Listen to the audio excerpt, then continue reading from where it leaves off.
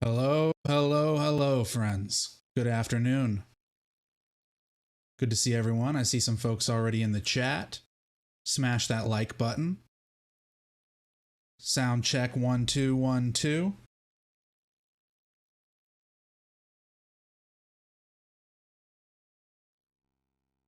Good to see everyone. Let's do this.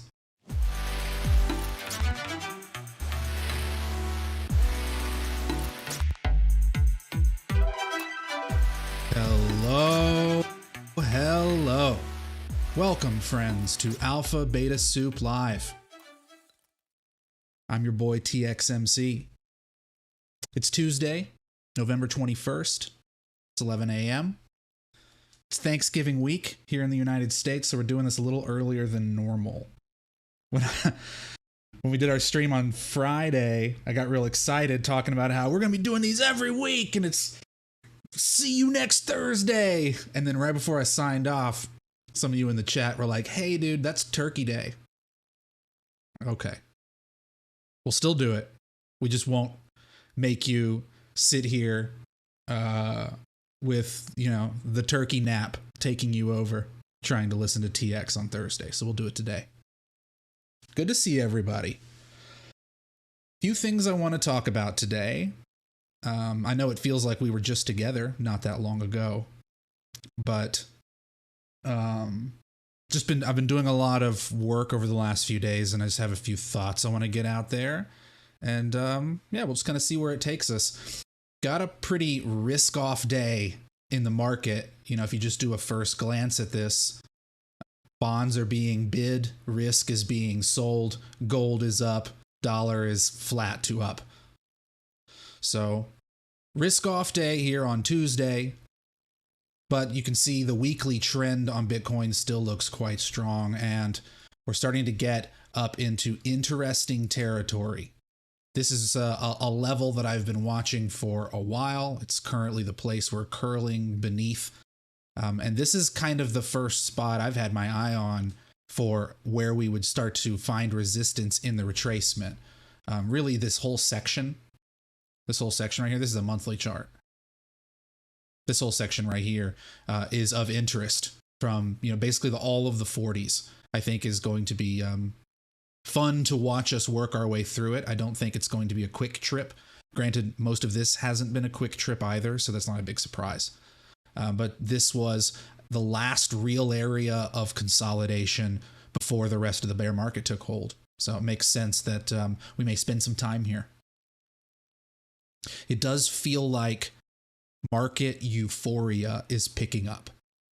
What we've talked about here on the channel for a really long time, since early 2022, was what it would be like if Bitcoin got back up into retracements after a bear market, and how these prices are likely to induce a lot of FOMO and excitement, even though we're not back to the all-time highs.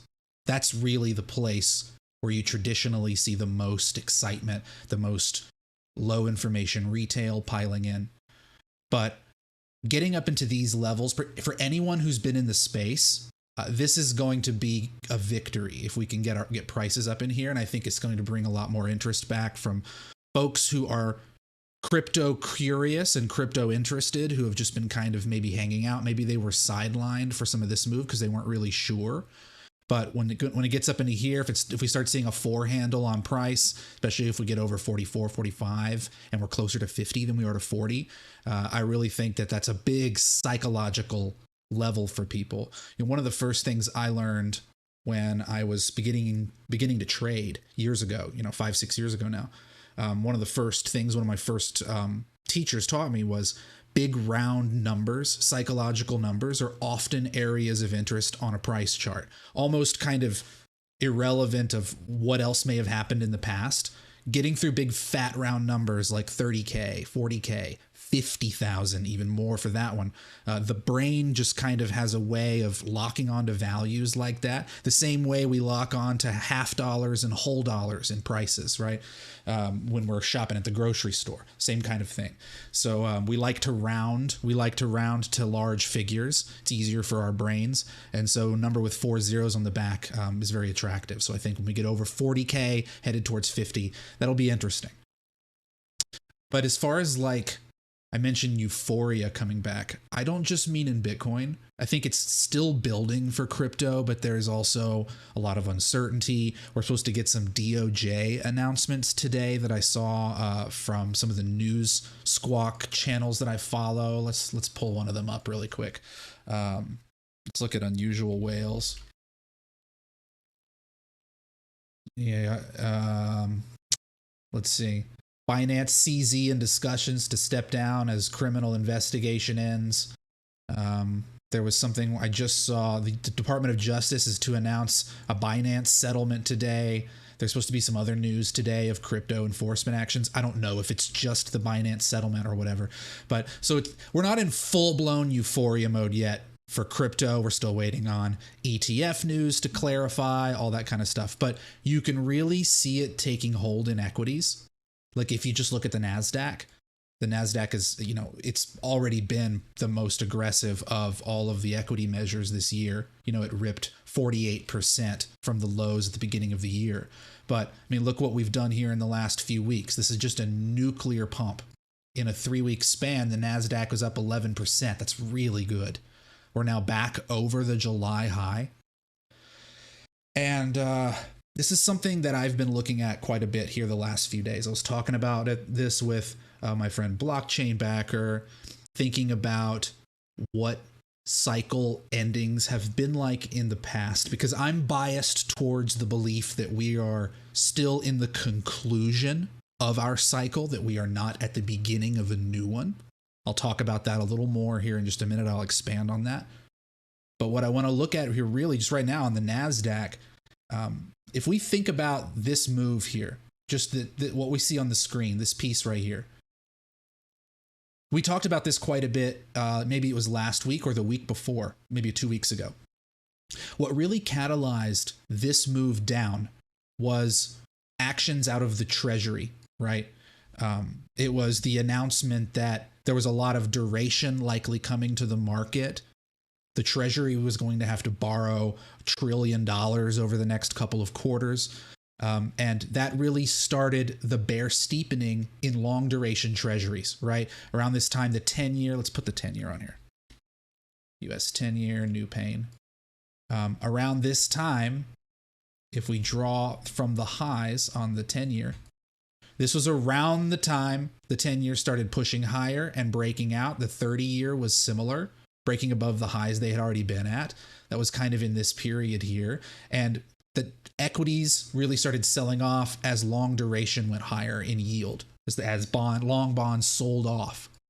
And interestingly, right here at the lows, right on November 1st, we got another announcement out of the Treasury. We talked about it here on the stream, and it was Janet Yellen saying, yes, we have to do a lot of borrowing, but we're actually not going to issue as much 10 and 20 and 30-year bonds as you guys thought we were. We're still going to issue some, but it's not going to be as much as you thought.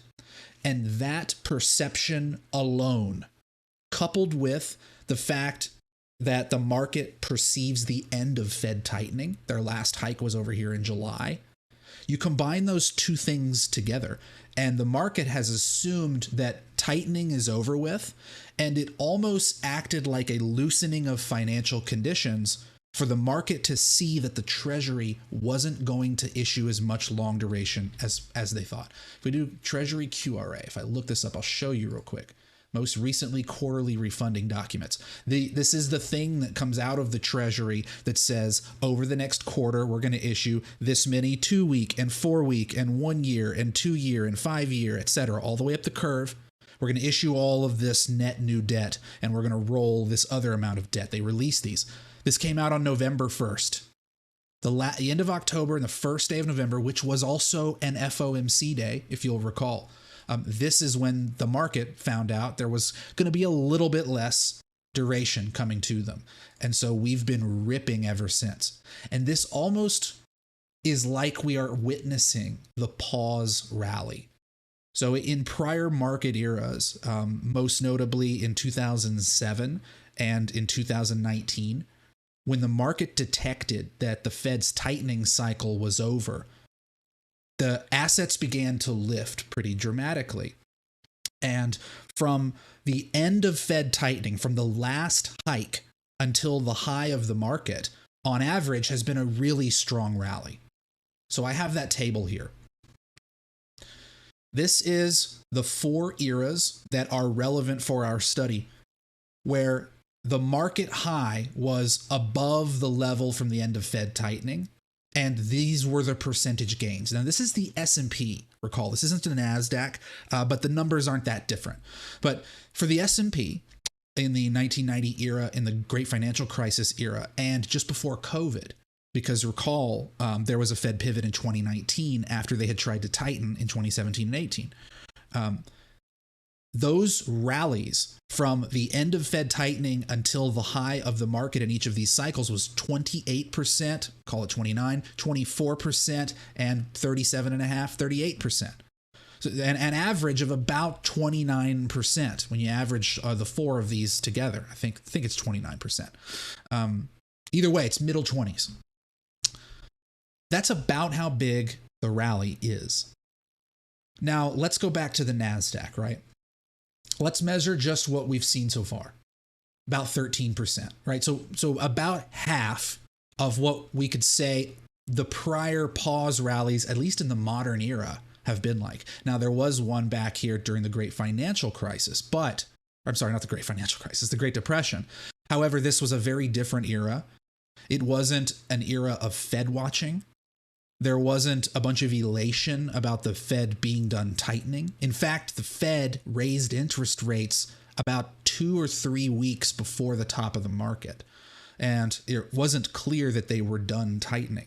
It just so happened that the Dow Jones, which is the one I used for back here, the Dow Jones just happened to rise 5.5% from the period of the last hike to the absolute top.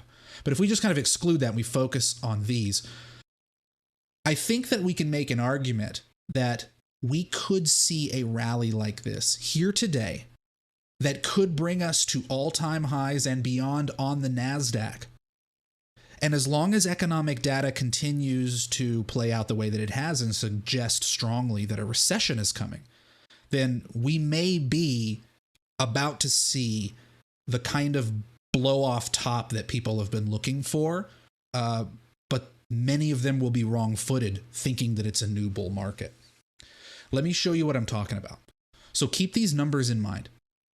If we go back to the NASDAQ here and we look at it on a monthly chart, take this off, and let's take a screenshot of this. Oops. Let's take here we go. Take a screenshot of this, and we'll paste it onto my chart over here. Here we go. Bear with me, guys. I'm trying to build towards something here. So here's the NASDAQ from the tech bubble. It's a monthly chart, 20 years. Now, the NASDAQ has been in a 20-year cycle off of the tech bubble. Now, if we draw a Fibonacci on here, a full fib is up here around 17.8 on the NASDAQ. And you can see we're down here at the 3.618 fib. This is where we've been consolidating. And I said already that we've rallied about 13%, right? Well, if we assume that now that the NASDAQ has broken out of all of its retracements on its current pullback, as you can see here, we're now back above the 786. And relative to even just this small pullback here, we're now above those highs. Well, then, from using Fibonacci's, the next bias becomes, okay, well, we're most likely now to test these highs. And so if I carry that forward and I say, okay, well, maybe we're just going to keep going. Well, let's see how far we are from the top of the fib on the 20-year cycle. Well, if we measure from where we're saying the pause rally began, recall it was just a couple of weeks ago. It was the low in October, the end of October, the beginning of November, when the market started taking off, when the NASDAQ took off because of the quarterly refunding announcement and FOMC. Measure to the top of the fib. It's 27%. What are these figures? 28, 24, 38. So I'm not a conspiracy theorist. I'm not always a magical fairy unicorn dust kind of guy. But if we're going to see new highs on the NASDAQ, and the NASDAQ has not yet completed its full Fibonacci retrace off the tech bubble, and we're currently in the pause rally, which it seems that we are. And if euphoria is building in equities, as it seems to be, let me back this up with more data. Pause briefly. Give me a moment. Let me go find my tweet from the other day. I've been tweeting a lot. We talked about some of this last week, right? Last week, maximum all-time inflows into the NASDAQ ETF. All-time. That was last week. Last week, hedge fund exposure to mega cap tech is in the 99th percentile when it was 12% to start the year. Max exposure to mega cap tech. Put call ratio last week, lowest since January 2022 before the tightening began. Those things are all happening. And we're breaking through the retracements, heading to new highs. And it's a 27% rally to the top of a 20-year full Fibonacci extension on the NASDAQ, which is right in line with previous pause rallies. This is kind of what I think we're setting up for. Now, it's exciting, but it's also scary. Because on the one hand, a breakout into all-time highs on equities will pull crypto higher. On the other hand, it is a completion of a full Fibonacci extension that took 20 years off of the last time that tech was in a bubble. If you look at big tech versus the S&P,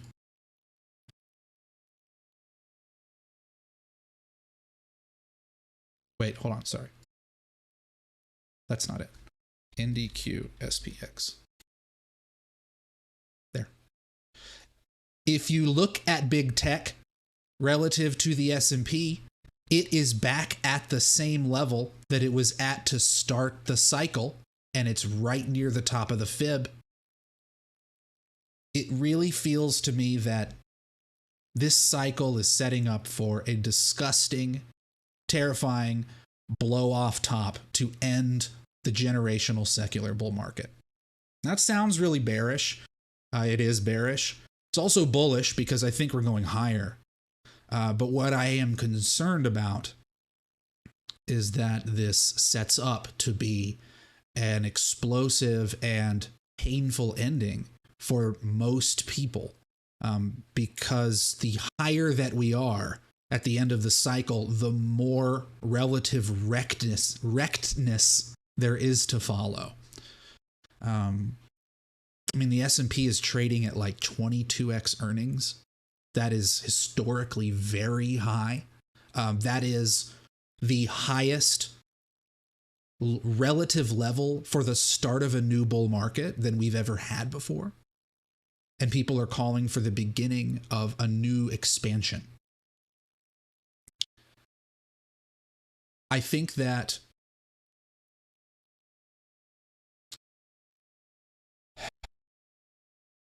this is a perfect storm, because we have people abandoning their recession thesis, right? We talked about that in the last stream, how there is an overwhelming amount of stories about soft landing. We have inflation coming down. Unemployment is still relatively low. And people are anticipating the start of a new expansion, a new multi-year expansion, because we had a bear market last year and we had a 25% drawdown on the S&P. But, you know, there's If we look at earnings per share drawdowns historically, last year was one of the best of all time. Best. Last year's earnings per share trailing 12-month drawdown for the S&P was 18%. The average going back 100 years is 36%. This drawdown last year of 18.3, let me take the colors off, it might be hard to see. This drawdown last year of 18.3 is bested only by 1980, 1966's soft landing, and something before the Great Depression. That is all happening during a Fed tightening that we haven't been confirmed to have seen the end of yet. Now, there's a lot of discussion right now about whether or not we are in a late cycle or an early cycle, early stage or late stage of the economic cycle, of the financial cycle. And what I would say to that is that we have had 20 months of Fed tightening. We have created inflation. We have unemployment 0.5% off of its secular lows, long-term lows in unemployment, right? And we have a bunch of people holding debts that they cannot roll unless we get rate cuts, right? In commercial real estate, in the household sector, business debt, they're all holding liabilities that they cannot refinance at current interest rates. And they're hoping to get rate cuts. We have already created inflation in this cycle.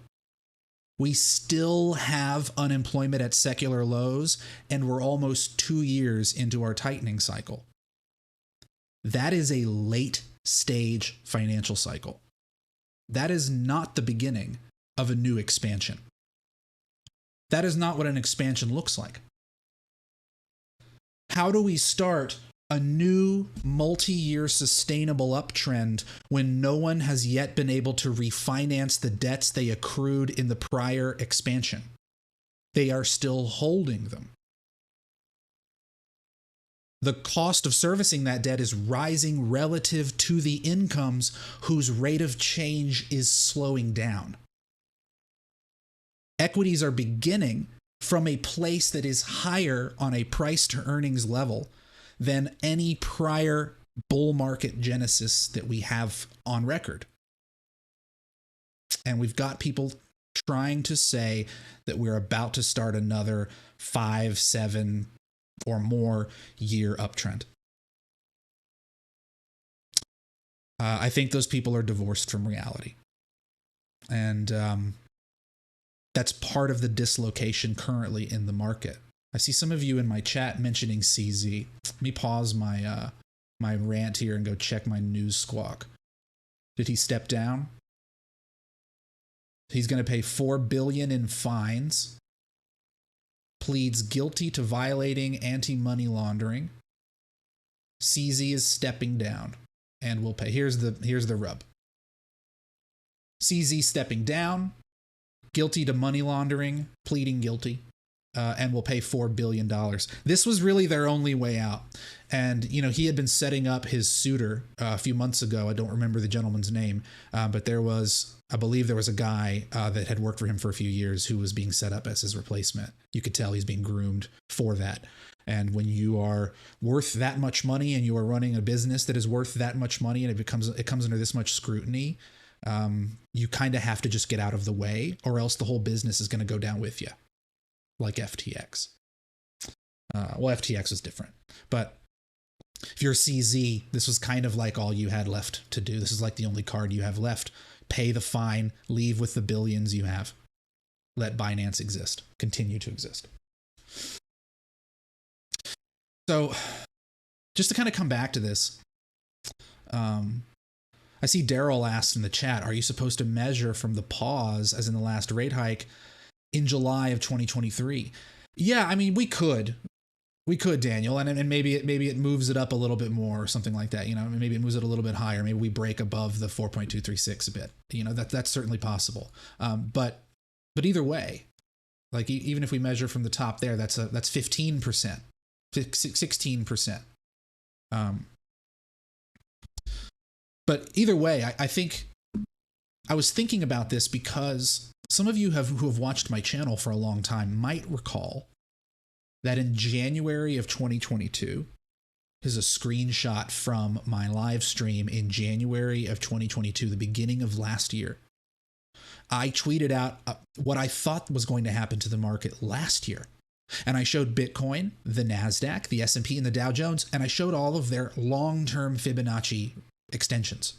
The S&P and the Dow were based on the Great Financial Crisis, the NASDAQ based on the tech bubble. This isn't all my original thinking. My buddy Blockchain Backer and I talk about these things a lot. Some of this is based on stuff he's talked about for a couple of years that I've incorporated into the way that I look at the market. But this is an old stream. And I was talking about in January 2022 how, look, the S&P's already hit it. The Dow hasn't quite got there. The NASDAQ hasn't quite got there. And here we are a year and a half later, well, almost 2 years later. And we might actually now be about to find out if that's going to play out. I had no idea that it would take us this long to realize these things.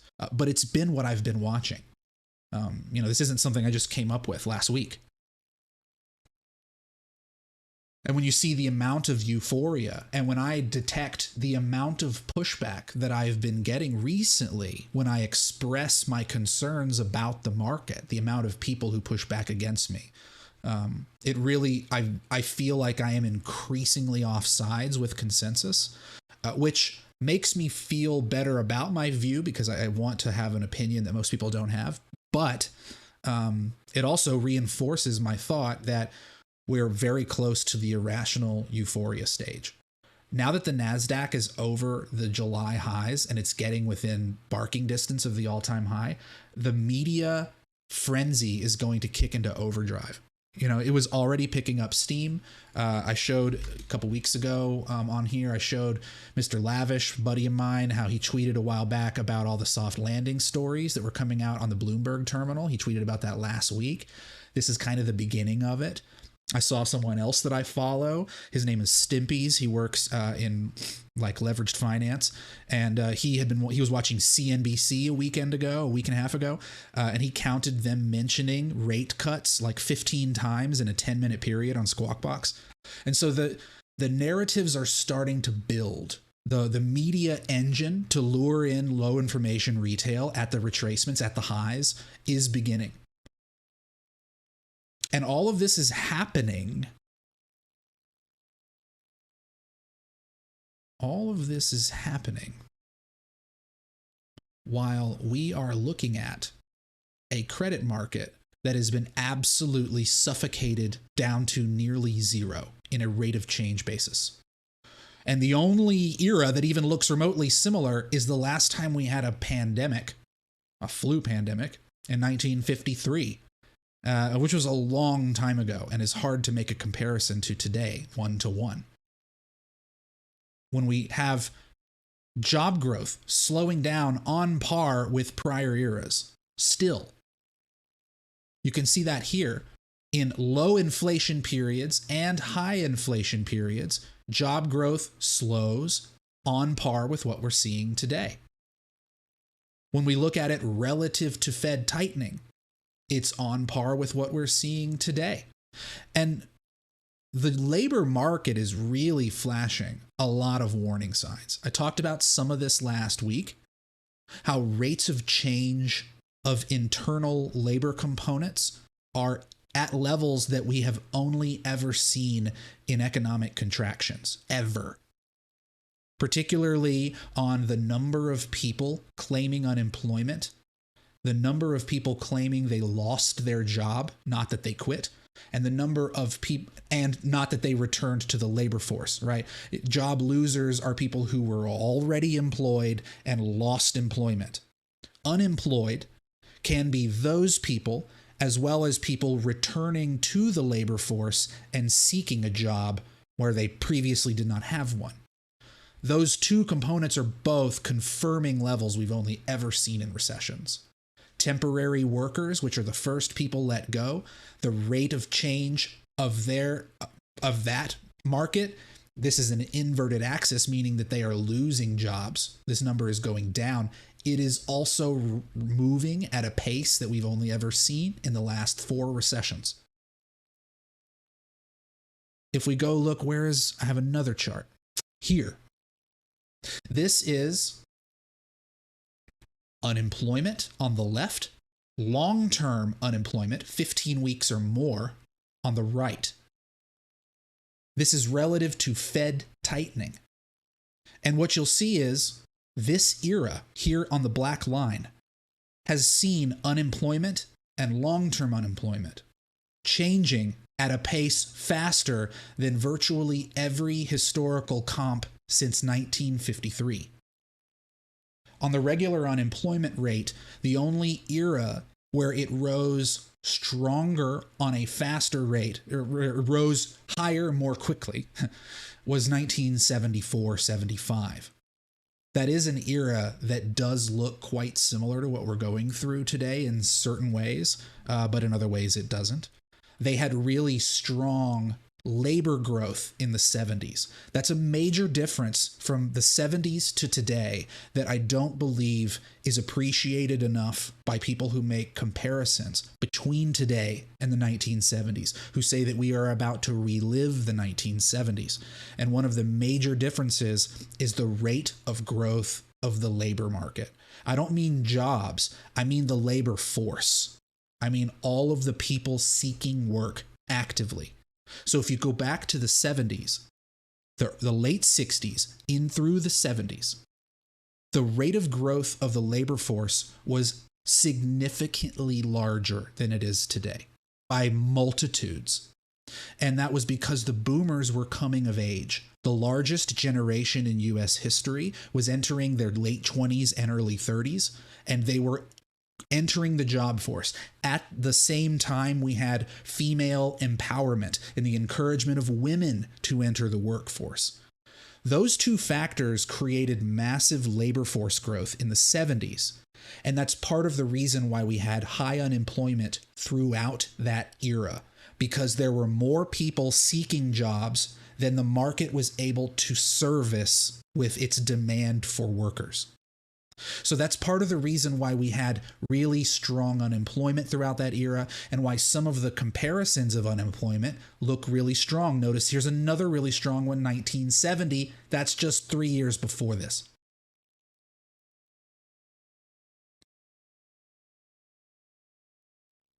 Macro makes my head hurt. Can we just stick to technical analysis? You're on the wrong channel, bro. Technical is part of the toolkit. But I'm not just going to sit here and look at price charts all day. I look at what I find interesting. If you find these things interesting, you're in the right place. If you just want me to look at price charts, you might be on the wrong channel. This is the labor force and job growth on a 30-month basis, 2.5-year basis. What you'll see is job growth goes in waves, right? We have these periods where we have a bunch of job growth and it cools off. And these cool off periods, if you go back and you look, they are during recessions. But since this is a 2.5-year moving average, it doesn't always go negative the way that you would see if you just looked at the unemployment rate. But what I want to show you is this is the 2.5-year growth in payrolls. Here, let me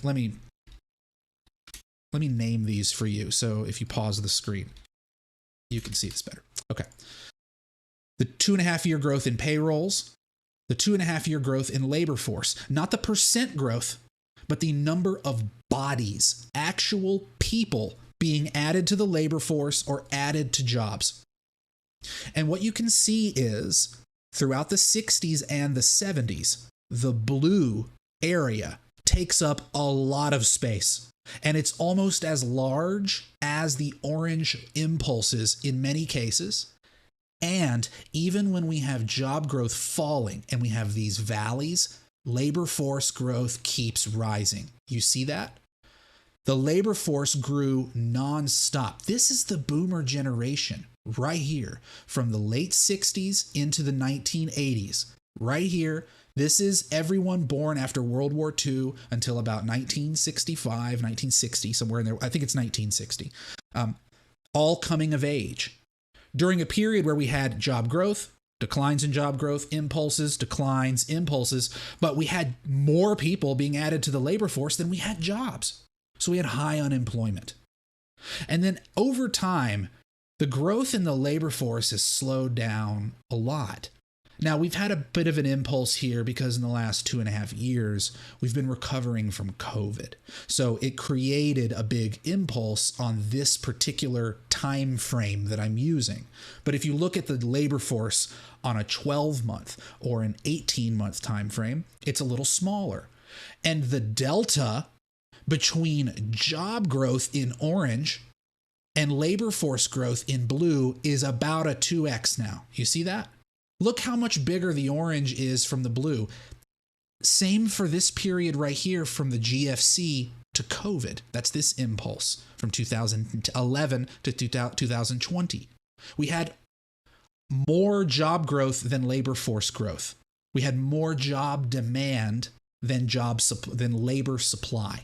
Labor demand than labor supply.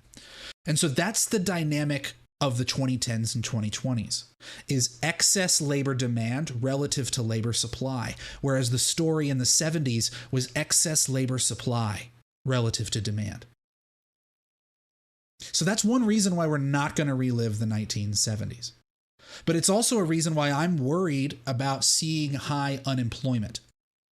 Because if we see high unemployment and we see a bunch of people losing their jobs, and we currently have a labor force that is inadequate for a full service economy's demands. We know that because the amount of job openings is very high and because unemployment is very low. That means that job demand is very high. So if we have a bunch of people lose their jobs in a very tight labor market, the ability for workers to be matched back up with skills that are complementary to their competency it makes that a lot harder. What I'm saying is that the recovery is made more complex because businesses will have a harder time finding the workers with the specific skills that they need because the supply overall is not adequate. And we've been sustaining ourselves because we haven't yet had an impulse of unemployment because of the end of a business cycle, a financial cycle. We only had COVID, which was an artificial shock, and most of those people got their jobs back or got a job back shortly afterwards. It wasn't the same thing. We punted the end of the cycle. But if we actually do have one, and we're now starting to see unemployment rise, we're seeing long-term unemployment rise, we're seeing temporary workers, job losers, unemployed people all rising at recessionary levels, it's clear we are not at the beginning of the financial cycle. We are at a late stage portion of the cycle. We are not about to start a new expansion because we have not resolved the previous one in full yet. That's my belief. Obviously, I don't know. Other people will have different opinions. Other people on Twitter will try to convince you that this is a new bull market and you should just ignore what I'm saying because, of course, the 7 biggest companies are leading the stock market because they're amazing companies and they're irreplicable businesses and they're the most dominant companies on earth. So, of course, they should be 50% of the stock market and they should be 90% of its gains year to date. Of course it should be. That's the argument that you hear. Of course, the Fed is going to pragmatically lower interest rates at a very slow pace so that inflation doesn't pick back up and the economy can continue expanding with an S&P at 21x earnings, the highest it's ever been at the beginning of a bull market. And we're just going to move on like it's no big deal and everything's going to be fine. If that happens, I will rejoice. I will eat crow and I'll come on here and I'll say, wow, I guess this time really was different. But where I'm sitting right now, nothing that I look at reinforces that argument. Something else that I worry about, we talk a lot about consumer strength. This is wage growth from a composite laborer that I built. So there's two ways to look at wage growth. Let me back up. There's two ways to look at wage growth. One of the ways is to just look at average hourly earnings and to look at the rate of change of average hourly earnings. When you get a report every month that tells you what the wage growth figure is, that's what it's showing you. It's showing you the monthly change in hourly earnings. But what that does not incorporate is the change in hours worked. So if you've watched me last week, you recall that, where's my Fred chart? You recall that we went through a bunch of weekly hours sectors, and we noted that there has been a decline in hours worked across more than a dozen, maybe it was 24 industries, and that they've been in a decline in the number of hours worked. Well, if you're only looking at average weekly earnings, which is AHETPI, if you're only looking at average hourly earnings and you are not also incorporating the number of hours that those people get to work every week, then you would think that wage growth and people's incomes is still really strong and it's doing great. But you then need to construct a composite of those two and create what is a composite weekly worker. And what you'll see is that their income is actually falling really sharply. And when you look at it on a rate of change basis, this is one of the sharpest drawdowns for a weekly wage composite in history. So people's incomes are weakening. They're not getting stronger. The rate of change of incomes is slowing down. It's not accelerating. You can see that here, right? The peak of wage growth was last year. It is slowing down now. Prices of many grocery items and retail items, some of them have come back down. Many of them have not. If you look at the price of food, it is still well above the level that it was at to start this saga, food at home. Look at that. It's up like 20% in the last 2 years. Groceries, this food at home, this is groceries. So people can post a chart of eggs at their local grocery store having come down from $6 a dozen to $3 a dozen, but the basket of groceries is still 20% higher. And it's not slowing down. It's still going up. See that? It's above the February high. It's still climbing. It's slowed down, but it's still going up. Wages are slowing down. No one can refinance their house. They're stuck in their homes. We're at the end of the cycle. And if I'm correct about the market, there's a probability that we're about to see a blow off top. And that doesn't mean a blow off top like to the stratosphere. Like it could just be that. It could just be 18,000. Maybe it goes higher. I don't know that. But the alignment of factors is hard for me to turn away from. And, we've got all these people sitting in cash, earning 5%, 5.5% from the government because deposit rates are so high and money market fund rates are so high. What happens if the Fed starts cutting rates because the economy is slowing down or because inflation came down? If they start cutting rates, what happens to all that cash income? Do they just plow it back into the stock market at 24x earnings? 25x earnings? These are questions that I think everyone needs to ask themselves. I pose a lot of questions because I ask them of myself. I don't have all of the answers. I'm not a 30-year veteran of the financial markets. I'm not a former bond trader. I've never managed anyone's money. I'm just an inquisitive person. And I don't have good answers for a lot of my questions.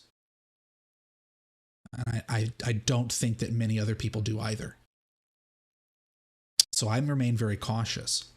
Now, I was short the market last week, just to kind of bring it back to my own positioning and what I've been doing. I told you last week that I'd shorted NASDAQ off of this high and the ES. Well, obviously, I closed both of those for a small loss. Those trades went against me, and that's fine. I am still holding puts on Microsoft. I bought puts on Microsoft last Friday, actually. I just happened to buy puts right here, right before the weekend of drama with OpenAI, just coincidentally. Like, I didn't plan that. And I'm still holding those puts. I have puts on Microsoft and I have puts on Apple for April, May expirations, about 6 months from now. And we'll see what happens with those. Those are just to protect my downside because I am balls deep long crypto. So I need to have some kind of protection, right? I'm not just going to sit here and put 100% of my money in risk assets. And I don't want to have an overwhelming amount of cash because I don't want to miss out on what moves may come. And there is a chance that I'm wrong. So I don't want to be looking at the stock market from the sidelines, uninvolved in anything. So that's where I have been positioning myself. I've got BTC, I've got several alt bags that I accumulated at the end of October that I'm holding for a higher move. If my bias is correct about equities and we're going to push higher up, then I definitely don't want to sell them yet. I want to wait and see what the Dow Jones does. The Dow Jones is the skeleton key for crypto going higher. It's been one of the closest proxies to Bitcoin having a breakout in Bitcoin's history. Far more correlated than the halving is to Bitcoin's own breakouts. That's something that I get in arguments with people about a lot. The average distance from the halving to a break above the prior highs for Bitcoin is about 200 days. The average time between a Dow Jones break above a previous high and a Bitcoin break above a previous high is only 61 days. So about a third that time, less than a third that time. But if Dow Jones is going to break out, if we're right, and it's lagging behind a little right now, but it's 5% away, it can do that in a couple of weeks, right? It just went 8% in 3 weeks, 4 weeks. So it can absolutely do 5% in another 2 or 3 weeks if it wants to. And if it gets up here, it goes above the high, I imagine Bitcoin will be chasing it. And because this is such an interesting altcoin rally, alt season, because this alt season has been running in tandem with Bitcoin's recent breakout, then I imagine alts will get pulled along at the same time, which is a little different from if you look at the past alt cycles when they tended to get the most of their move after Bitcoin had its move. Maybe we do get that, but it has seemed like just since late October that BTC has been just kind of dragging everything up with it. We've got several alts that have done, 2x, 3x, a couple of them did a 10x. So it's been a really interesting shitcoin rally. And if we're right about equities, then I don't want to sell what I'm long on yet. I want to see Bitcoin get up into the retracements. I want to see it print a 4 handle in price. I want to see what lives up here, right? I want to find out what's inside this big bad boy right here. Where's my box? Sorry. I want to find out what's inside this big bad boy right here. I want to see what this has got. What happens? Do we reject hard off of this level? If we do, maybe you de-risk some of your longs. If not, if we go right up under here and we just curl sideways the way that we're doing right here, that's bullish, So I'm waiting to find out. And I'm willing to ride the pivots. If you're not, then you need to make different decisions for yourself. I'm not giving you any advice. I'm just telling you what I'm doing. I don't want you to go buy everything I bought because I bought it weeks ago. That's why I'm not naming off my portfolio. I have no intention to do that. But I guess my main takeaways for today, and then I'll stop ranting for a minute and we can catch up with the chat, is that we look like we are on the precipice of euphoria in equities. It's building. People are abandoning their recession theses, ironically, as the odds of recession are higher than ever before. We're seeing the media story machine starting to pick up with the amount of times they talk about soft landing, with news people on TV, talking heads, talking about rate cuts, with the way that equities have pumped since the QRA and the last FOMC. It really does feel like the market has begun its pause rally and that it's moving on and it's anticipating cuts. And if we look at I believe if we look at FedWatch, it's anticipating cuts as early as maybe March. Let's see. Yeah. Look, where are we currently? We are at 550. There is now a 30% chance of a rate cut in March. There is now a coin flip chance of a rate cut by May. This is what the market is pricing in. They're pricing in cuts as soon as the springtime.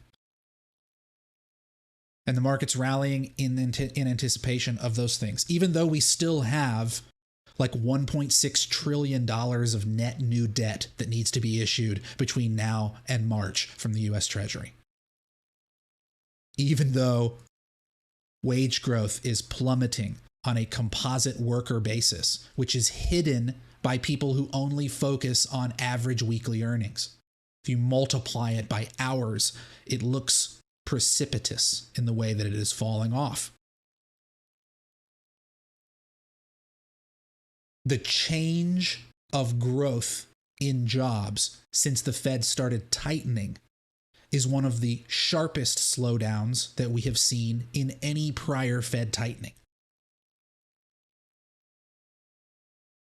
Here are the eras. Here is our current era. This is the change of growth. This is the change in growth until the start of easing from the beginning of Fed tightening. The change of growth in non-farm payrolls. Look at it slowing down. So while unemployment is still low, the rate of change of jobs, which is the inverse of unemployment, is slowing dramatically.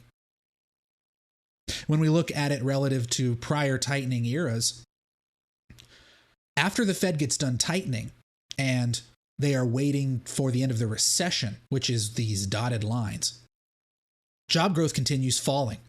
They're done raising interest rates at the point of all of these dashed lines, but job growth just keeps on falling. Well, the Fed is probably done raising rates now, and it's probably that we will see job growth continue to fall, because that is what it always does. When you look at these two, unemployment, long-term unemployment, the rate of change since they started tightening 20 months ago, it is rising faster than any prior era, except for one, when we had massive labor force growth, as I explained to you.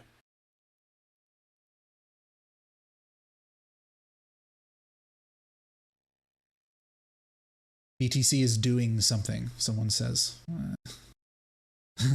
Maybe you were just joking. I don't really see much happening in the market. I see some people talking about FTT is pumping. Maybe that's true. But the actual market itself doesn't look to have changed too much in the last hour from when I started ranting. Let me take a sip of my water here.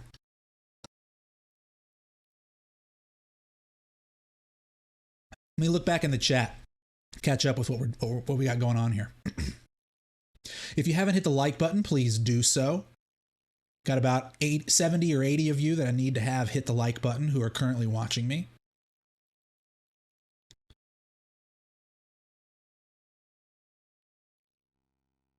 What are the consequences of borrowing more short-term than usual from the Treasury's perspective? Well, the Treasury does have some like self-imposed limits on how much current debt can be in short duration. Like they want to be able to lock up favorable costs to finance themselves for long periods of time, ideally. And that would mean issuing duration. But Right now they're issuing a lot of bills, and they're soon to press up against a self-imposed limit of about 22 or 24% of all net debt issuance being short-term bills. And those short-term instruments all have, 5% interest rates, 5.5% interest rates. But the positive is that if rates do come down in the relative near future, then the financing costs of the U.S. can be brought back down because they didn't issue a bunch of long duration at 5.5%. They issued a bunch of 4-week, 6-week, 8-week, notes at 5.5%. So if rates come down, which I think a lot of people are betting on, it's not just the Treasury that is hoping for rates to come down so they can refinance. It's also the corporate sector. It's also the household sector. It's also private equity. Like, everybody is waiting for interest rates to be lower so they can refinance. Which is why we're not at the beginning of a cycle. That, in and of itself, is why we are at late stage financial cycle. That is a huge hindrance to us having a sustainable expansion from here, is the fact that everyone is saddled with high interest rate debt, or they are saddled with debt, and because of rate policy, they are unable to refinance. It's indicative of late cycle. Unemployment is not a leading indicator. That's true. That's why we look at a bunch of other things. It can't be early stage when unemployment is at secular lows. That's not how it works. The cycle begins with high unemployment every time. That's how it works, because we have just ended a cycle. And over a long period of years of the market going up and the economy expanding, unemployment falls. And then we have the end of a cycle, a reset of businesses, a reset of credit, of everything, and then it falls again for a long period of time. This is an expansion. This is what early cycle looks like. It's after the peak of unemployment. It is after the reset of the excesses that were acquired in the expansion.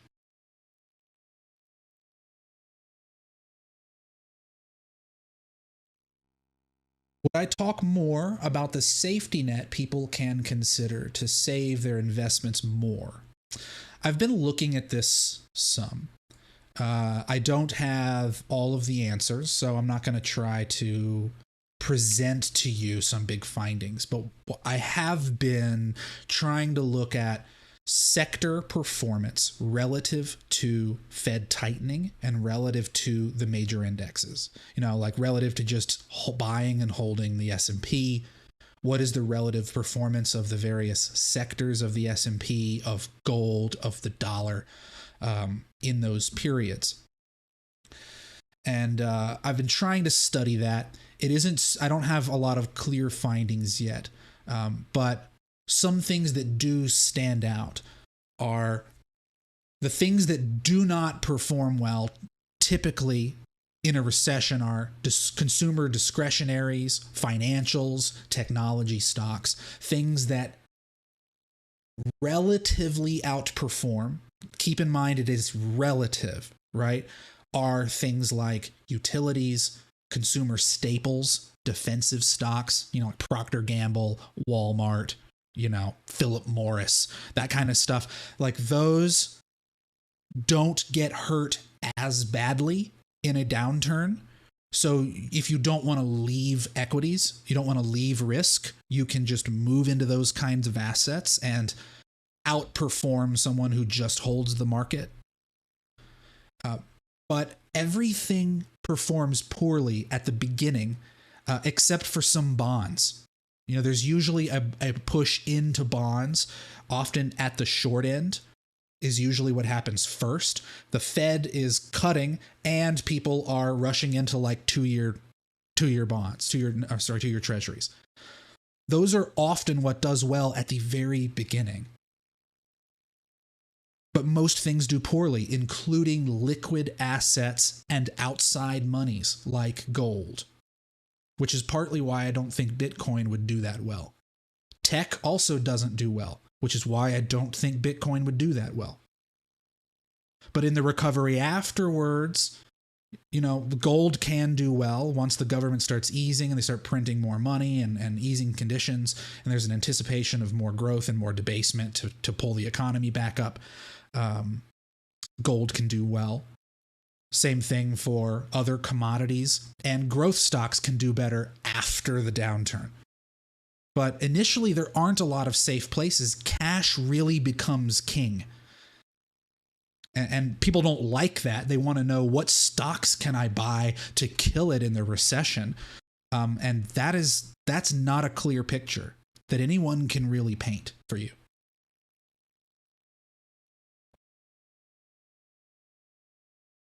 Not all in on crypto?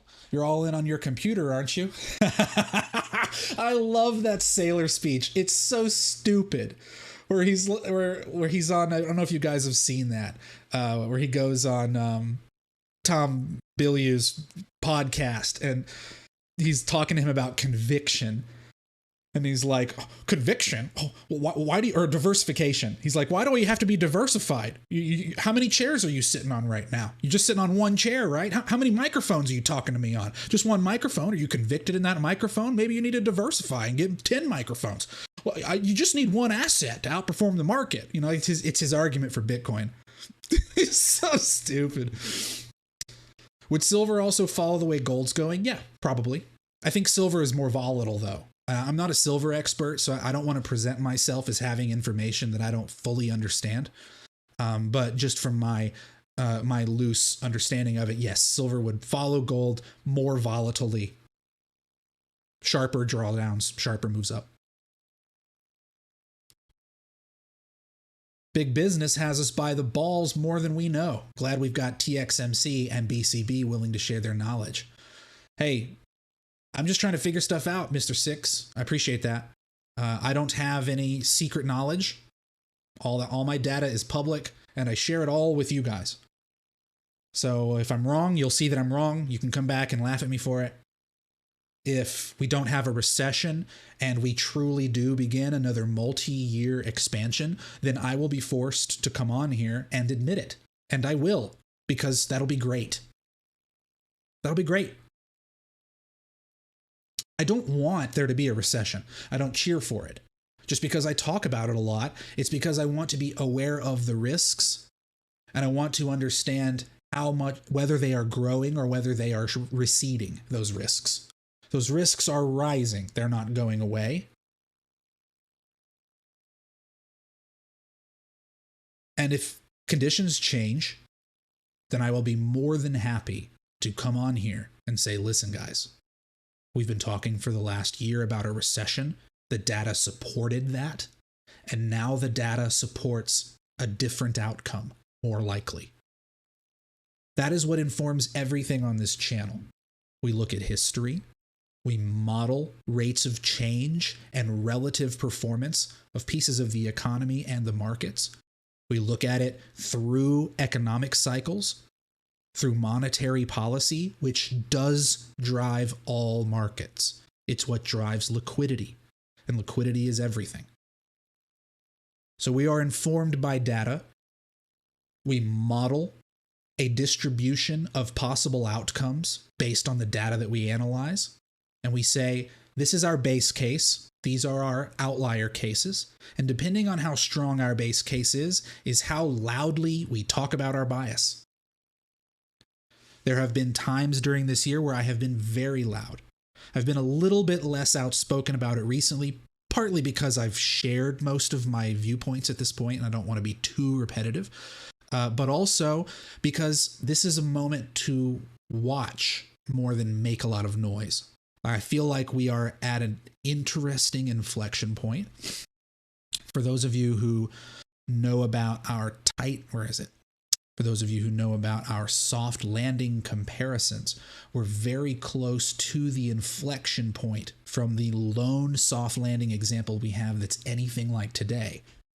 And so even though the data continues to overwhelmingly support a particular outcome, that being a recession,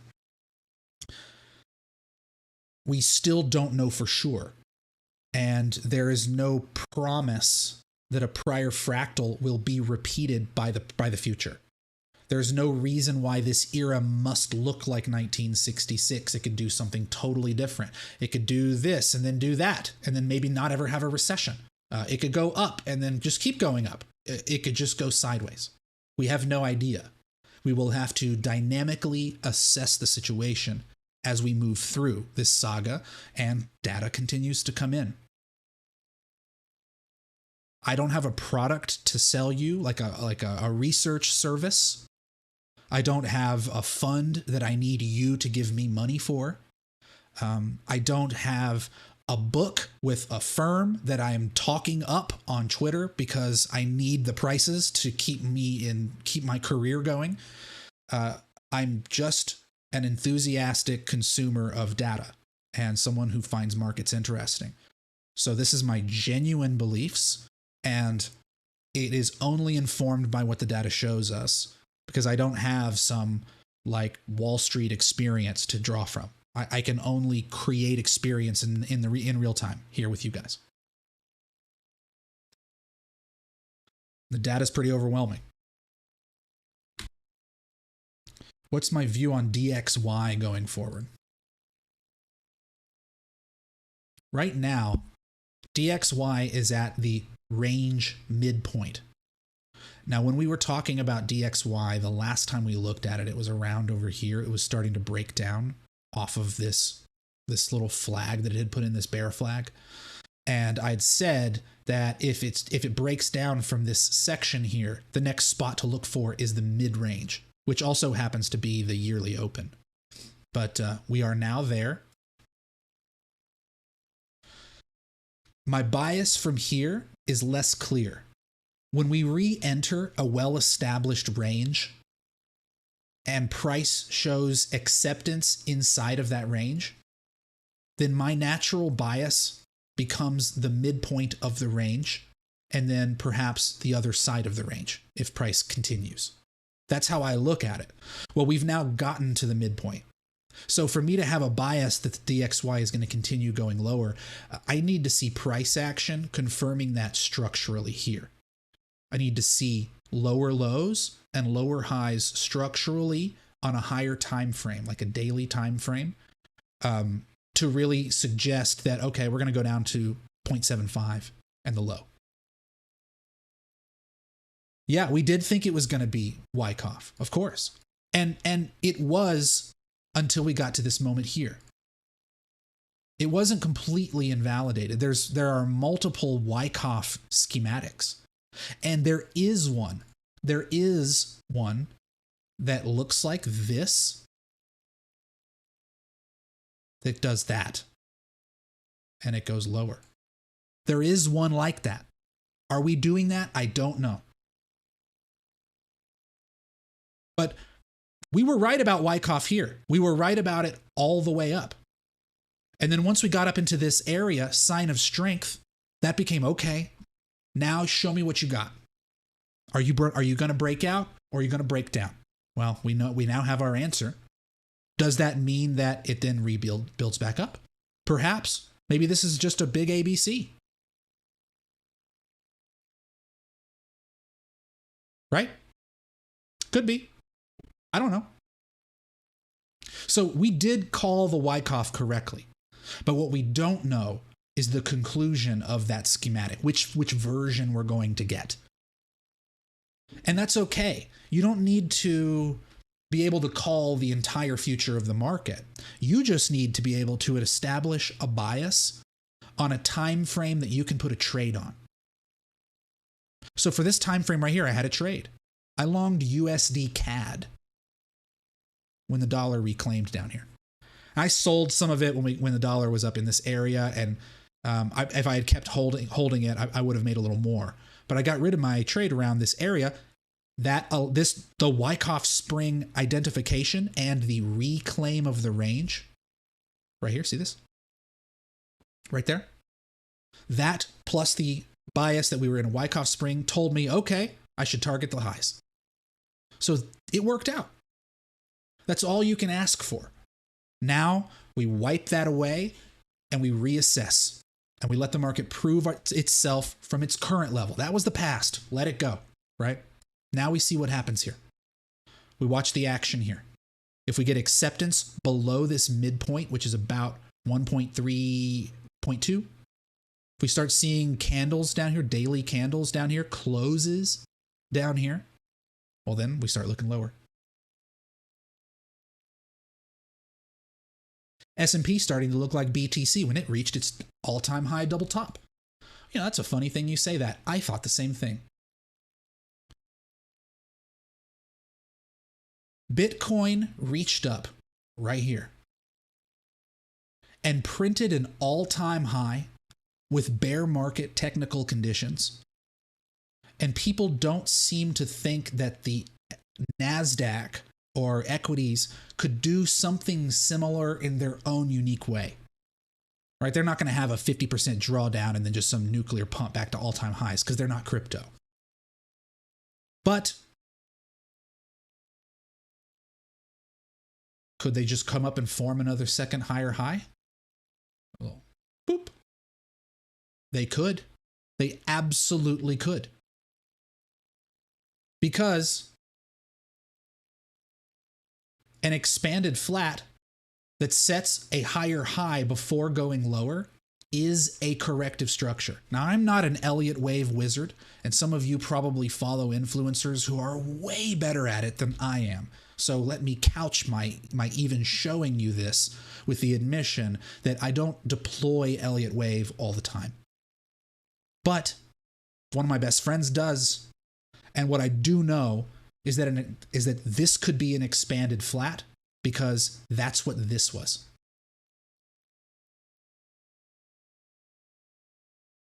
This was an expanded flat. We could do the same thing over here. We could do the same thing over here.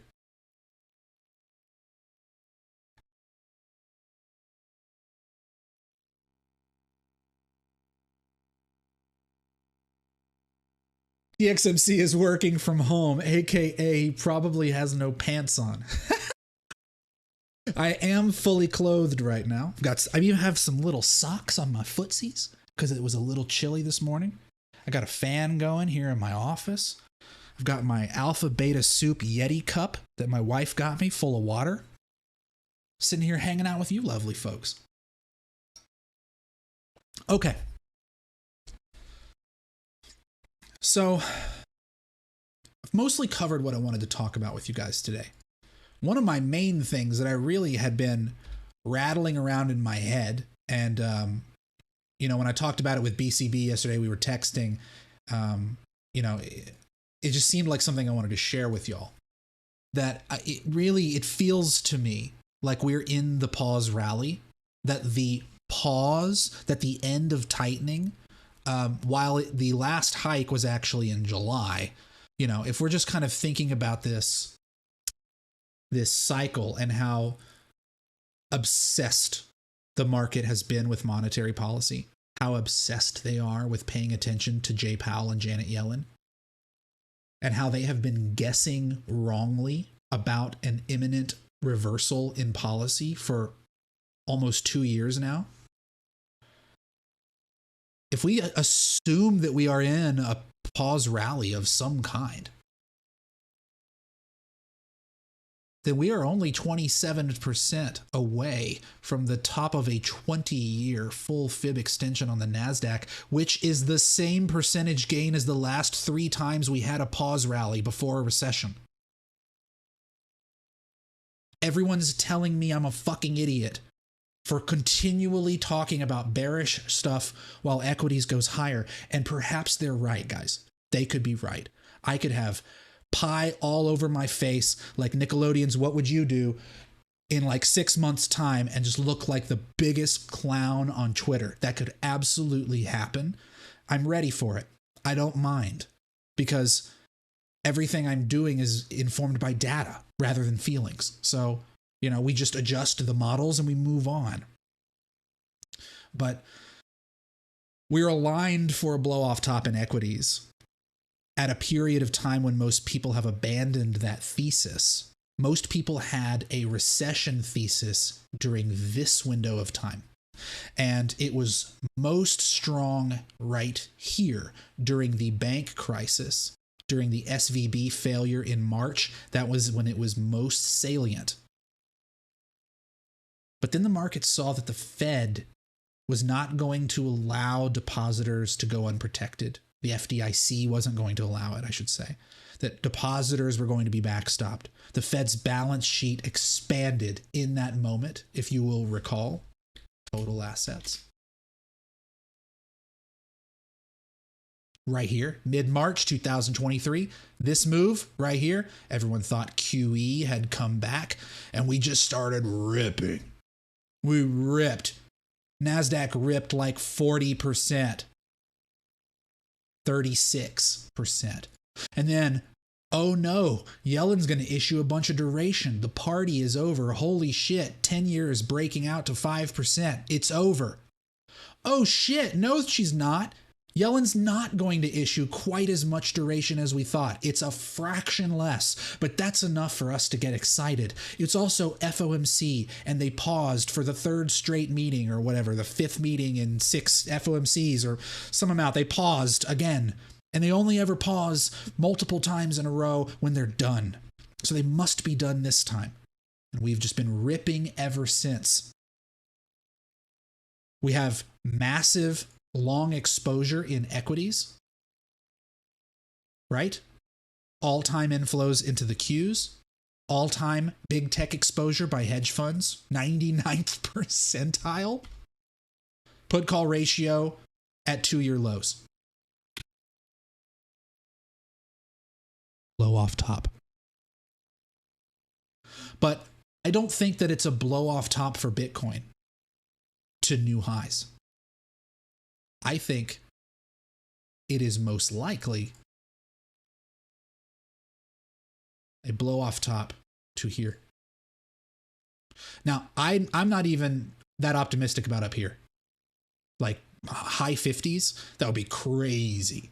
I think maybe 50 to 52, like this area here is that's like my ceiling. I'm gonna de-risk my long trades. Not my long-term spot bag, but my trades in this area here, and I won't feel badly about it.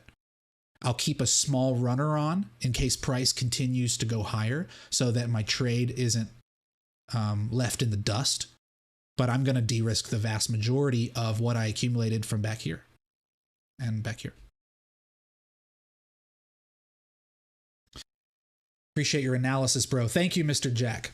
Thank you very much. Have you ever gotten comparisons to Michael Burry? Mike, no, I haven't gotten comparisons to Burry, but I bet someone out there thinks I'm just a big, sad, sidelined, mega short bear fool. And that's okay. That's totally fine with me. There's also Bitcoiners trying to convince their audience that a recession is good for liquidity. And that is complete nonsense. One of my pals in the space, Will Clemente, said that yesterday. He's a young guy. I don't fault him for being born at the top of the tech bubble. That's just not a knock, just a fact of the situation. Recessions are not pro liquidity.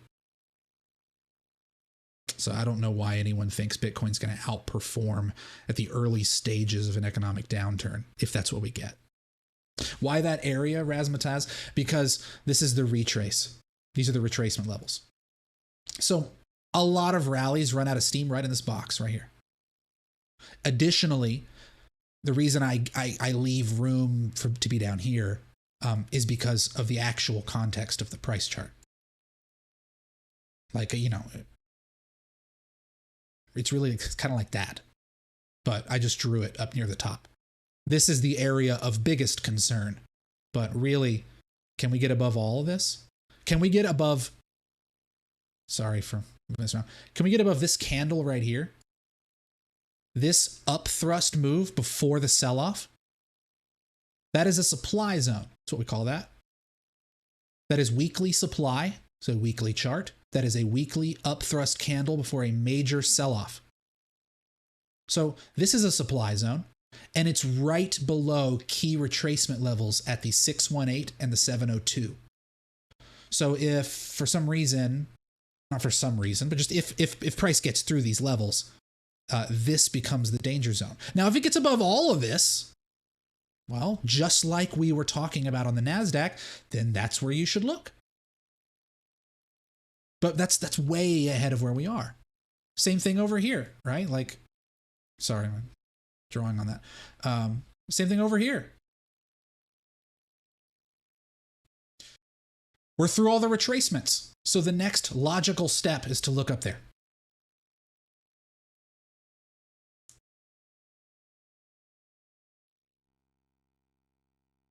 The fifth and final wave for Bitcoin was this one. This was it.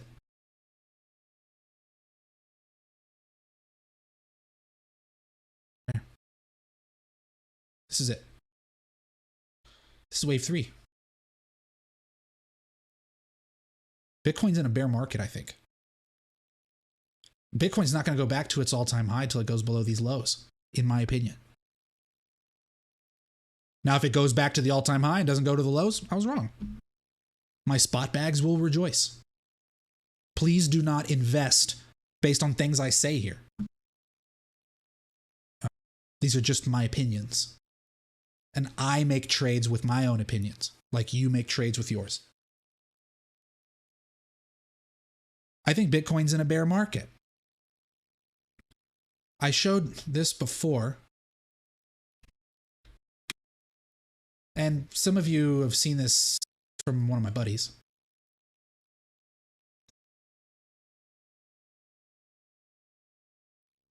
All right, we've got this structure here. Whoops. What's going on? What are you doing? No. Sorry. I'm fumbling with my keys here.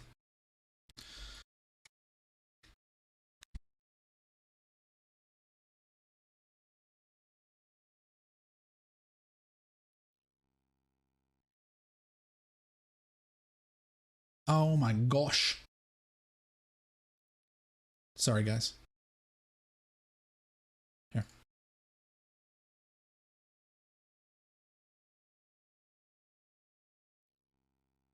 Where is it? 20. Oh my God. TradingView. Help me out here, bro. We're live. All right.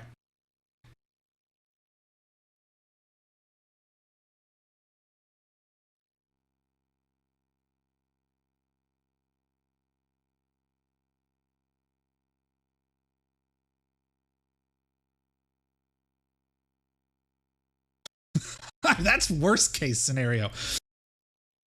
That is worst case scenario right there. Let me put this on a weekly. It's easier to see. Like, if this is where we are, well, Ethereum took out those lows. That would be these lows. That would be 4-digit Bitcoin.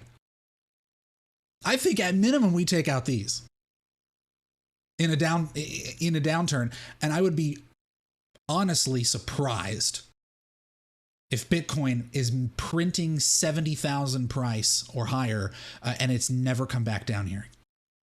Just my opinion. Everyone seems to think that we're just in these eternal 4-year patterns. But I actually think that we're printing like a 15, 16-year pattern that we just haven't seen the end of yet.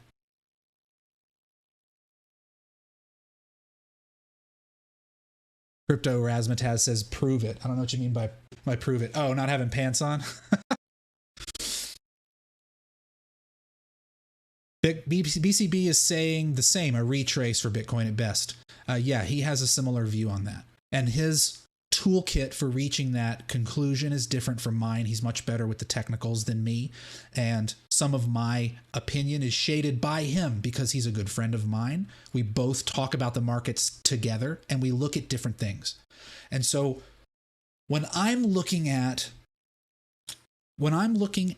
the economy, the way that I model it for you guys on this channel, and it's telling me a pretty unambiguous story about what we're likely to experience, when I see valuations being incredibly high, certain things being anomalous in their place in history. And then I have one of my best friends who is definitively, it's not my opinion, he is definitively one of the best people on planet Earth at modeling what the likelihood of price action to do is. And they have a bias that we are at the end of a long-term financial cycle, that Bitcoin has not yet seen its lows, and that we are about to experience something akin to a recession or worse. But they don't use any of the data that I do. They are only a chartist. And my data is economic data. And both of those toolkits are telling the same kind of story about what they think is going to happen. It's really hard for me to turn away from that. It's what shades a lot of my bias. It's part of the reason why part of it's my personality, but one of the reasons why I don't make a concerted effort to put out long-term, like decade plus bullish content about Bitcoin, like you should invest for the rest of your life and make it your savings vehicle and all that kind of stuff. The reason I don't, like, I agree with some of that content and I agree with some of those arguments, but because of what I just said, because of what I think is most likely to happen sooner than 10 years from now, sooner than some long-term event, and because I think that event will be significant, and because one of my best friends says the same thing with totally different tools, then I don't really want to talk about Bitcoin 10 years from now. I want to talk about the next 2 years. You know, that's where I come at from this. So like I say that because I just want to be clear about why I talk about the things that I do, when I do, where I'm focused. And I have a long-term investment in BTC that I will never sell all of it. I also have some trades on that I'm long, so I'm hoping the market continues to go up. But I anticipate a relatively severe economic contraction. I don't know what that's going to look like. I'm not saying it's going to look like 1929. That was 100 years ago. But I don't think it's going to be a brief road stop, like a pit stop, a piss break on a long road trip.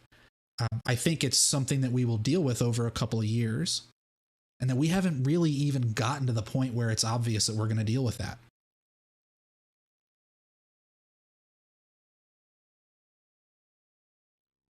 How do I see the Bitcoin halving coming in April impacting BTC? Where do I see BTC next year? I don't think the halving is going to do anything unless the economy is cooperating. That's what I think. You know what's really funny is that most equity bull markets have begun shortly after the halving. Do you think that the S&P, not you, checkmate, but people who want to believe the halving is the catalyst, do you believe that equities give a shit about the halving? Why are they breaking out also? Why is liquidity improving also? Why is PMIs rising also? All of those are happening Bitcoin coincidentally had a halving around that time. It happened a couple of times. And so for that reason, people just assume, because they have a passing understanding of supply and demand from an econ course they took in school, they think, oh, well, supply constriction, demand overpowers supply, number goes up. They cut the issuance in half. That means supply is cut in half. So the price has to go up, right? Even if demand stays the same, supply has been cut in half. That means price has to go up. But that's far too simplistic of a mental model for how the market actually works, which is something I went into exquisite detail about 2 live streams ago, week before last, which I think was November 9th or 10th, 8th or 9th, sorry, right around here. Go look at my live stream week before last. And I talk about exchange balances with Bitcoin, and I talk about how deep the market actually is. And if you watch that part of that stream from 2 weeks ago, you'll get an understanding of my perspective about Bitcoin's market, about the role that the halving plays, about the role that quote unquote supply restrictions play. And in this analyst's perspective, most people are very wrong about the way they characterize the way the Bitcoin market works. And that's why I'm always arguing with people. It's not because I get a kick out of it. Maybe a little bit of me does. I like sharing information, but because I genuinely see people all the time saying things. It's not just that I disagree with, I think they are just wrong. Like, it's not my feeling. Like, they're wrong as far as I see it. So that's why I'm always replying to people and being like, that's not how it works. That's why I'm always tweeting things that end up being more provocative than I intend them to be, because I have a different opinion and because the mob is usually wrong.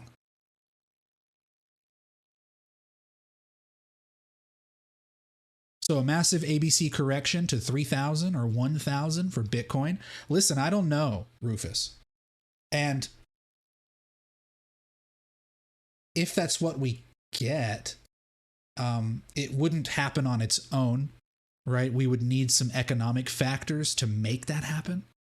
It's not just going to happen because long-term holders get bored or something like that. And if it happened, it's not going to happen in 1 month. Like, presumably. We're not just going to go, like it would be a long thing. Oh shit. Every time I want to move the screen, it just keeps drawing.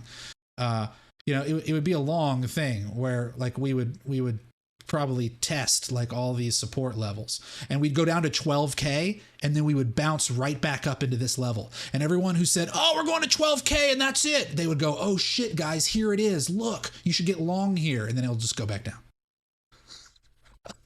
So like it could be long. It could take 2 years. It could take 2 months. But because of how choppy this has been, particularly this part of it right here, 2023, it could be a drawn out process. Because I think that the economy has a lot of imbalances in it that will not be resolved by the Fed pivoting at the first sign of weakness. They will just be exacerbated. But the problem is that they can't exacerbate them infinitely. There seems to be a lot of folks that think that, well, they'll just kick the can, they'll turn the money printer back on, and everything will rise just like it did in 2020, just like it did in 2009, and we'll just go straight up after that and no looking back, and that's the recipe.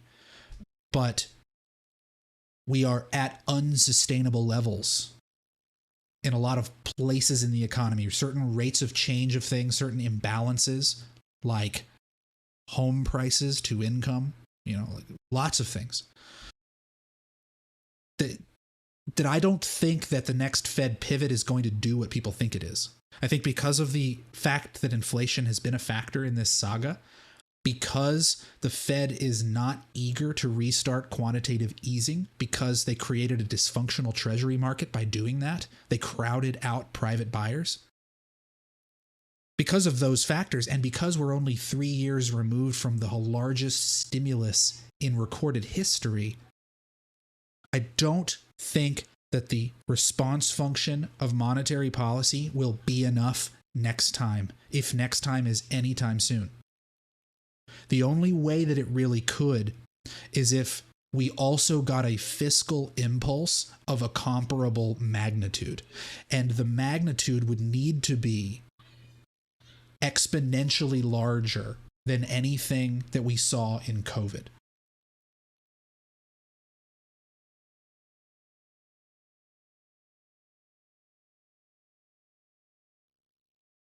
So it's not just a simple put the last piece into the puzzle and you've solved the picture kind of thing where the Fed just starts they pivot, they start raising rates, and we just go to the moon. I really think it's a lot more complicated than that. And that is another narrative that is ripe to be upset, and people will find themselves offside from it, and that creates more fuel to the downside. I think there's a lot of that kind of fuel in the market. There are a lot of beliefs that have imbalances in them. If you think about what a market is just a bunch of people's opinions about various things, right? Like the price of Bitcoin right now is the collective opinion of everyone who has bought and sold Bitcoin in the past. And we have reached a current price. And all assets, all prices just represent a different opinion or a different idea. And it's the aggregation of every human and their thoughts all condensed down into a number. And every idea, every market, every asset, at all times has people buying and selling out of it. And just like an asset can be overbought and it can reach levels that are unsustainable, and there must be some kind of a reset, right? Some kind of a return to equilibrium, a mean reversion. The same thing happens with ideas, because ideas are just unpriced markets, right? Everyone's opinion about wokeism is a market, right? We could probably put a price on it, and we could, if there was some way to aggregate the amount of people buying and selling that idea and fighting over it, it would appear like a price chart. You can apply that to really anything. And so the same thing can be said about truisms when they relate to things like Bitcoin, right? A lot of people believe that Bitcoin, because of certain properties that it has, for multitudes of reasons, that it is in a 4-year cycle that will not be broken, that once certain things tick the boxes, that it means the low is in, and we are in for another 20x plus price appreciation before the next 80% bear market. And that's become an axiom. It's happened just enough times that it's now become embedded belief in the market. That's an idea. That idea is a market. There are people who have bought it. There are people who have sold it. It is currently a very overbought idea. The idea that Bitcoin is an inflation hedge is also a popular idea, though it's waning. It's probably been sold some. The idea that Bitcoin responds only to liquidity, and thus a Fed pivot must be pro-liquidity, so that Bitcoin must outperform everything in a downturn. That's an idea that has a bunch of people that have bought into it, more so than the idea of the inflation hedge. Similarly, there's an idea that once Bitcoin makes a new high, it doesn't go below the previous high in the next bear market. That was a rule for a long time. Some people had to sell that idea when we got down below it last year. These are all ideas. There was an idea that 30K was the generational floor, and that institutions would step in to defend this price, and that we would not go below it again. That idea had to be sold last year, and in late 2020, or I guess it was last year, around the time of the Luna collapse, because we absolutely went below it. And I think that there are several ideas like that in the market today. One of them is, as I mentioned, the idea that Bitcoin is pro-liquidity. And that's not necessarily completely wrong. It's just that the place that people take that conclusion to is one that I don't agree with. People believe that because Bitcoin responds to liquidity, because it bounced so strongly in March of 2020 after the Fed pivoted, because of those things, it must mean that when they begin to cut rates, that they're naturally going to return QE like they always do, because that's the trigger, and Bitcoin's just going to go up. Right? So why would we worry about it making new lows even if there's a recession? Bitcoin's low is already in. All the forced selling is over with. You hear this stuff all the time. So people are heavily bought into this idea that the low is in, and that even if we have a recession, it's not going to be that bad, right? Maybe it's only a 30% drawdown. That could end up being true. But what I am just presenting, the framework that I look at these things in, is I consider market truisms like a market unto themselves. They're an opinion. And I think about how many people are buying it, how many people are holding this idea. What's the potential sell pressure on this belief? And if this belief becomes threatened, if something happens in the market to change those dynamics and to create behaviors that the market hasn't seen or wasn't expecting, how quickly are those ideas sold by their existing holders? And what does that do? And so if we get into a real recession, if there is an actual end to the financial cycle, we see deleveragings in the corporate sector. We see rising unemployment. We see incomes and consumption collapse. And we have people who have built up rainy day funds for themselves with things like Bitcoin and gold and treasuries. And it begins to rain.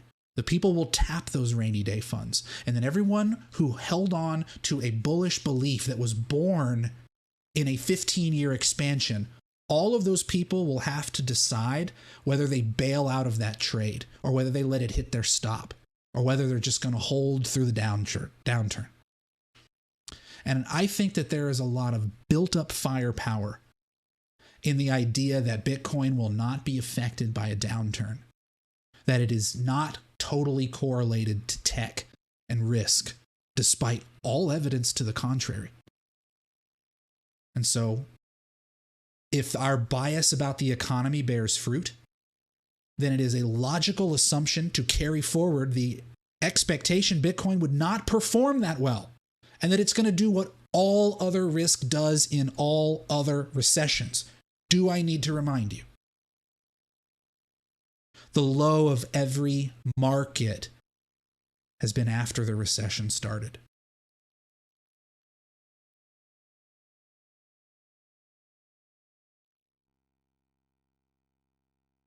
Smash the like button if you haven't already. Make sure you're subscribed to the channel. Make sure you enable the bell icon so that you know when I go live. You find out when I post scheduled scheduled streams for the upcoming week. You'll find out about those.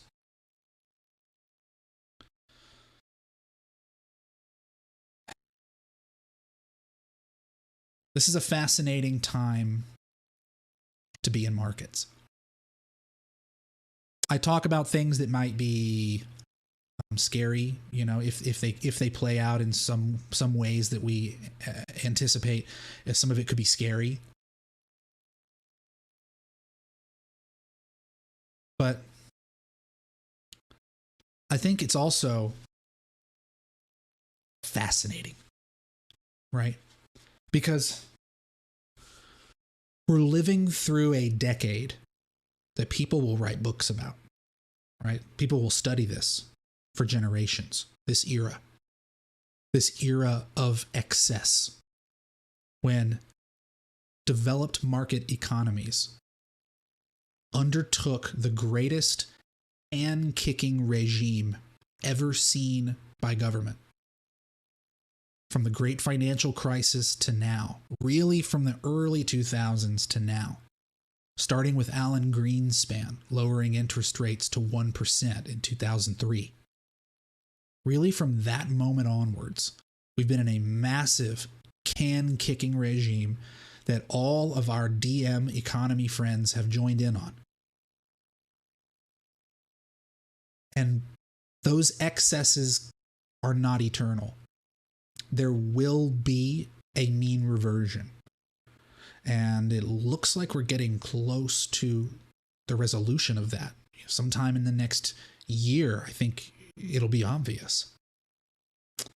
And that is fascinating to me. It's not scary. It's not going to be the end of the world. It's just going to be like a tough economic time. Some people will lose jobs. Some people will lose money. Other people will remain employed. When we had the Great Depression, the worst market ever, 75% of people still had their jobs. Remember that. Unemployment was 25%. 3 out of 4 people still had a job. Times were tough. There were bread lines. There was a dust bowl. People lost fortunes. I'm not taking anything away from that. But talking about a recession or an economic slowdown or whatever, it's a natural part of the cycle. We haven't had one in so long that people think it's the end of the world and they don't even know what to think of it. Like, what does that even look like? I've never seen one. It's because they don't allow them to happen. But that doesn't mean that they never happen again. They can only delay. They can't prevent.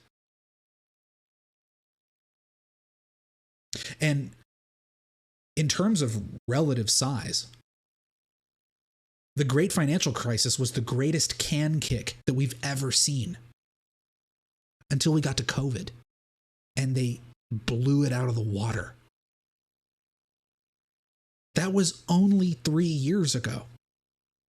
We're still paying for it in a lot of ways.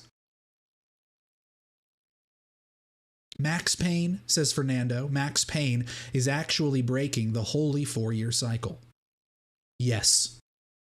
Cycle theory is a max bid idea.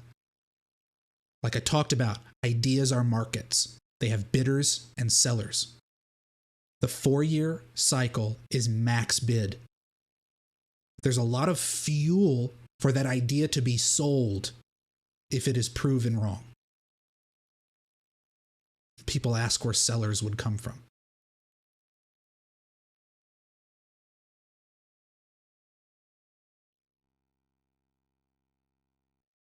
Skunk says, if you could condense all of that data into a single sentence, what would it be? Because holy moly, that was a lot of data. Well, brother, that's why you can watch on replay. Watch this back again. Watch back the last 15, 20 minutes. Watch it again. It's going to be hard for me to repeat all that. I could, but I don't know if everyone wants to hear it. Mick, good to see you, brother. Take care. Happy holidays. We'll see you next time. So that's it. I'm going to wrap up here, guys. I don't want to go 2 hours. Hour and a half has been where I've tried to keep them to, but we already went over. If there's anything that I didn't address today that you wanted to see me address, make sure you leave it in the comments. I approve every comment. That's why I said they don't always appear at the beginning of videos being published, because I manually approve them to make sure that you guys don't see a bunch of bots that are spamming you with scams and stuff. So I do see all the comments. Make sure you leave them for me. I'll be out of town Thursday and Friday, so I won't be tweeting quite as much. I say that, but I might anyway. And we will do another stream next week back at the normal time, middle of the week, probably like Thursday. I'll let you guys know before we do the next one. And we'll just keep chugging along here.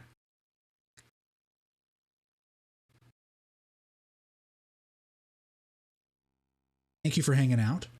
Thanks for supporting the channel. The best way for you to support me is to hit the like button and to bestow me with your subscription. That is a great gift. It is one that costs you nothing, but it helps me a lot. What to do if you're on the fence about investing in crypto? Well, I'm not going to try to convince you to invest in it right now.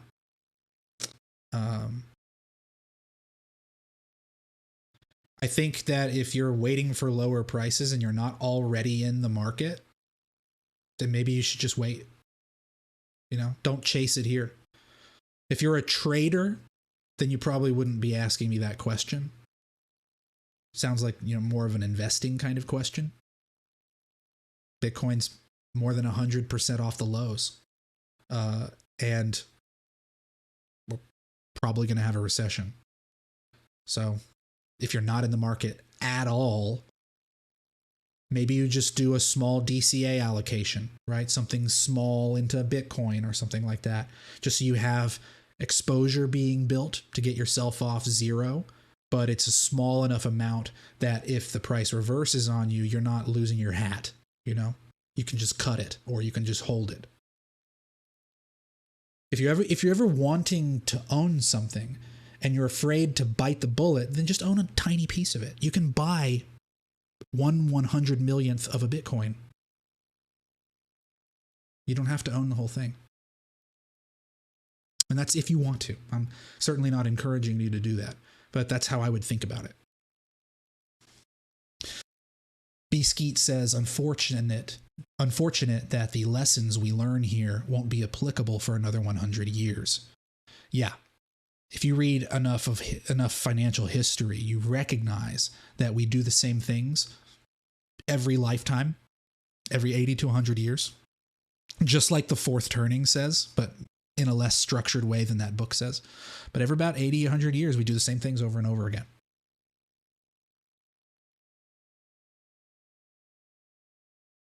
Why buy now if it will go below 15K? Because no one actually knows that, Kurzak. No one actually knows if that's true. So the decision you have to make for yourself is, what is the risk reward of me just starting to be exposed now to something that might continue to go higher versus if it does go back down to 15K? Like, you just have to think about it rationally. There's no one answer. You don't have to be so binary about it. Well, if I think there's a chance of a low price, then I'll just do nothing until I'm guaranteed that low price. You're not guaranteed that. If you want to set up a trade where you wait for it to reach a level, well, then do so. Then make your plan and live with it and execute upon it. If you feel like you are biased towards a lower price, but you're not actually sure how likely it is, maybe you think it's a coin flip, maybe you think it's less than a coin flip, then you consider maybe DCAing small amounts of exposure, or maybe you wait for a red day to do that. You don't have to be so all in or all out with it, Be dynamic. Think creatively. What's my signal to sell crypto? Well, I went into some of that already. My plan, I already have a plan. I'm not waiting for like some economic thing to happen. I'm going to de-risk a lot of my long trades up here. Right? When we get over 40K Bitcoin, which I anticipate is likely, even if we go down, I think we'll eventually get back up there. Then a lot of the trades that I put on in October back here, I'm going to sell those. I'll sell most of them. I'll keep small runners on certain things just so that I capture more upside, but I'll move my stops up to break even so that I don't take a loss on that small amount. And then I'll just let the market manage my position for me, probably with a trailing stop. And that will happen up in the retracements, 40, 42K, maybe higher. That's just my plan, right? Some of you may have a better plan. Maybe you think my plan is stupid. I don't care. It's my money. It's not yours. Alpha Beta Soup, when you said you're balls deep in crypto, what's my trigger to say, oh shit, it's happening, I'm getting out? Okay, yeah, similar thing. If we don't get up here and some kind of black swan happens, like a major financial institution collapses overnight and it's not clear that they can just backstop the depositors, if something in private equity collapses and really spooks the market, then I might use that as an event-driven catalyst to reduce parts of my exposure. But it'll really depend on what that is and where price is at that time. It's hard to answer that because it's a hypothetical. But if there was some black swan, or that appeared to be a black swan, something worse than Silicon Valley Bank, then I would probably go, oh, I'm going to go de-risk a little bit. I'll shave a little bit off some of my longs just in case.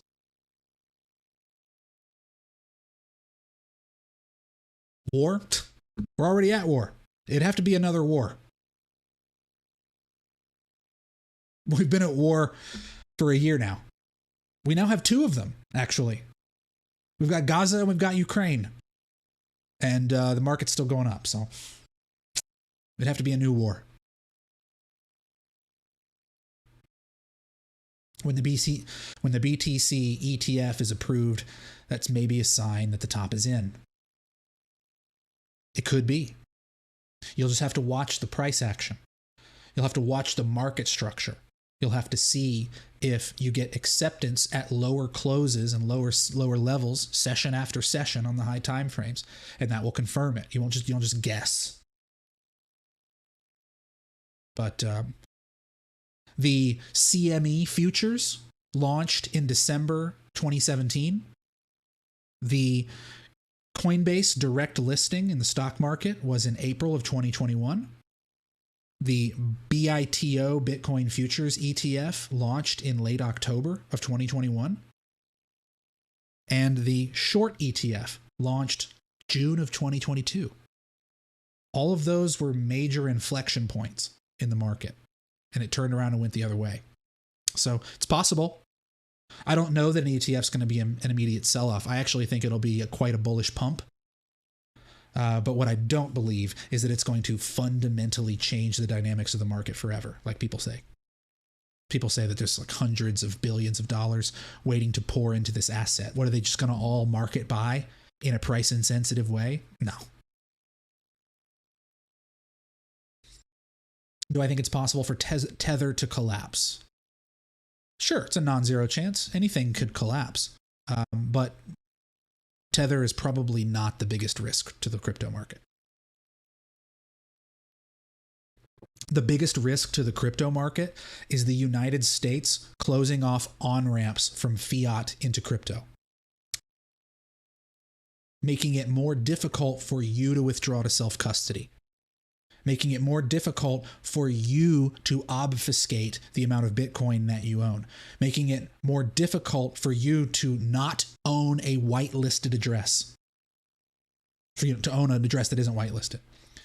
Those are the biggest risks to Bitcoin. It doesn't mean the risks of it being a failure are going to zero. They are just risks. They are risk factors. They are negative factors that could happen. And anyone who says they're not doesn't understand what the government is capable of doing.